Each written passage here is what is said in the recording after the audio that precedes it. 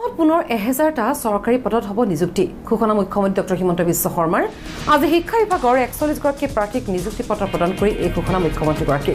উচ্চ শিক্ষা সঞ্চালকালয়ৰ 22গৰাকী কাৰিকৰী শিক্ষা সঞ্চালকালয়ৰ 12গৰাকী আৰু ৰাজ্যিক শিক্ষা গৱেষণা প্ৰশিক্ষণ পৰিষদৰ 7গৰাকী প্ৰাৰ্থীক প্ৰদান কৰা হয় নিযুক্তি পত্ৰ মুখ্যমন্ত্ৰী ডক্টৰ হিমন্ত বিশ্ব শৰ্মাই লোকসেৱা ভৱনত প্ৰদান কৰে নিযুক্তি পত্ৰ আৰু ইয়াকে লৈ ৰাজ্যত সৰ্বমুঠ 97454 গৰাকীক নিযুক্তি প্ৰদান কৰা হ'ল প্ৰক্ৰিয়া জড়িত থকা কোনেও নিজৰ কুলখালী একজনকো চাকৰি দিব নোৱাৰে নিজৰ ভায়েকজনকো চাকৰি দিব নোৱাৰে গতিকে প্ৰথমৰ পৰা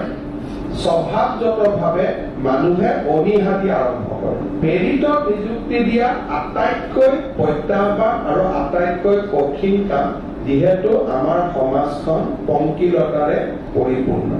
পংকিলতাৰ কোনো অভাৱ নাই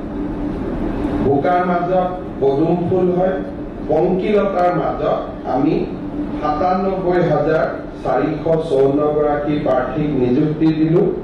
আজি আৰু ৪১ গৰাকী প্ৰাৰ্থীয়ে নিযুক্তি পালে আগষ্ট মাহৰ 15 তাৰিখে আমি আৰু 1000 নিযুক্তি দিম আমাৰ লক্ষ্য যে 1 লাখৰ সীমা পাৰ হৈ আমি যাতে 1.5 লাখত গৈ শেষ কৰিব পাৰো অৰ্থাৎ মোৰ মুখ্যমন্ত্ৰীৰ কাৰ্যকালতে মই এটা মনত সপোন বান্ধি ৰাখিছো যে নিৰ্বাচনত 1 লাখৰ প্ৰতিশ্ৰুতি দিছিল কিন্তু 1.5 লাখত গৈ শেষ কৰিম তেতিয়া পিছৰ 5 বছৰত হয়তো আৰু চৰকাৰখনে 1.5-2 লাখ নিযুক্তি দিয়াৰ পথ মুকলি হ'ব আগতে এটা সময় আছিল যে চাকৰি মানুহে টকা পইচা দি পোৱাৰ কাৰণে চাকৰিটো মানুহে কি ধৰণে পবিত্ৰতাৰে গ্ৰহণ কৰিব লাগে তেনেকে পবিত্ৰতা দি গ্ৰহণ নকৰিছিল আজি মেৰিটত চাকৰি পোৱাৰ পিছত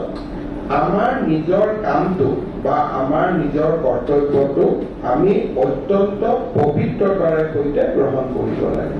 অধ্যাপক অধ্যাপিকা এটা জেনেৰেশ্যন আছিলে অধ্যাপক অধ্যাপিকা তাক সকলোৱে সন্মান কৰিছিল মাজত এটা জেনেৰেশ্যন আহিলে য'ত প্ৰশ্নবোধক চিন আহিলে আমাৰ বৃত্তিটোৰ ওপৰত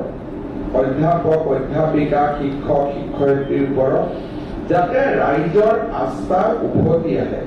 সেইকাৰণে আমি সকলোৱে যাতে অত্যন্ত পবিত্ৰ মন লৈ ছাত্ৰ ছাত্ৰীসকলৰ কল্যাণৰ বাবে এই কামত যেন আমি নিজক নিয়োজিত কৰোঁ